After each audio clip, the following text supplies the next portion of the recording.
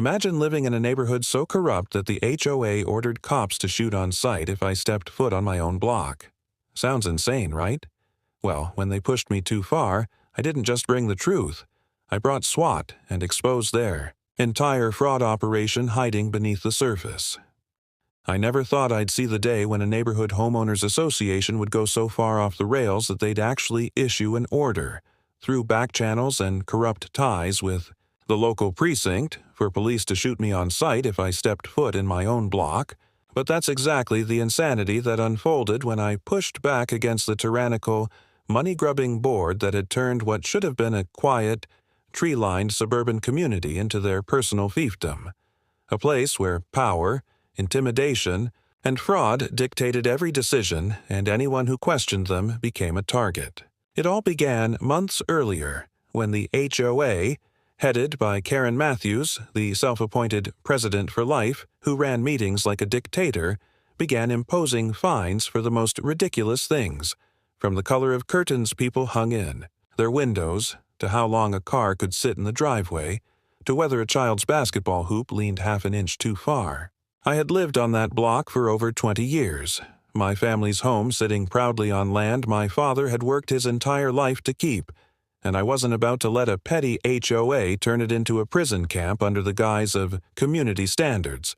So when they tried to fine me $500 for planting tomatoes in my backyard garden without board approval, I fought back, not just by refusing to pay, but by attending their meetings, gathering neighbors and pulling public records that showed Karen and her cronies were funneling HOA funds into personal accounts, paying themselves consulting fees, and using HOA reserves to finance vacations, luxury cars, and even a beach house in Florida. I thought exposing their fraud would be enough to turn the tide, but what I didn't know at the time was how deeply Karen's claws extended into the local authorities, because her brother-in-law was a captain in the police department, and a few other officers had been enjoying under-the-table security contracts paid by HOA money, meaning they had every reason to silence me before I could gather enough proof to blow the whistle at the state level, and so the harassment escalated. Anonymous.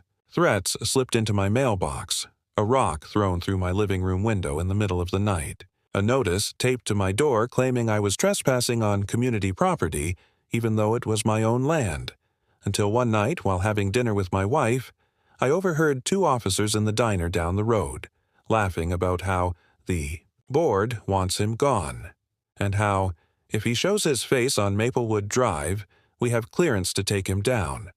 Words that sent a chill down my spine and confirmed my worst fear. The HOA had leveraged its corruption so far that they had actually convinced the police to treat me like an outlaw, a fugitive in my own neighborhood. I didn't panic, though. I've never been the type to back down from a fight, especially when family and principle are on the line. So instead, I called a few friends from my past life, men I had served with overseas, men who had since found themselves in specialized positions in law enforcement and federal agencies. And when I explained the situation, the fraud I had uncovered, the abuse of power, the threats, and now the shoot-on-sight order, they didn't hesitate to tell me that what the HOA had done wasn't just corruption, it was criminal conspiracy at the highest level, and the only way to deal with it was to gather every shred of evidence, secure it off-site, and wait for the right moment to bring in the heavy guns. Not literally, but legally and tactically. Because once we had proof and federal backing, the whole rotten structure would collapse like a house of cards. Over the next week, I worked quietly but relentlessly, setting up hidden cameras near the HOA office, recording late-night deliveries of envelopes stuffed with cash, photographing Karen sneaking into the clubhouse with men in suits who looked very out of place in a suburban neighborhood, pulling old minutes from board meetings that contradicted their spending reports, and even intercepting one HOA board member bragging about how much they were laundering through phony maintenance contracts. I compiled it all into a file so thick it could crush a desk, and once I had enough to sync them, I passed it off to my contacts, who ran it through channels until finally the call came back. We're moving in. SWAT will handle entry. Federal fraud investigators will handle the aftermath, and your HOA nightmare is about to end. and for the first time in months I felt like I could breathe, though I knew the most dangerous part was still ahead, because cornered animals fight the hardest, and Karen was not the type to go down quietly. Sure enough, the night before the raid, I saw suspicious cars circling my block, headlights dimmed, clearly trying to intimidate me, and just after midnight someone cut the power to my house.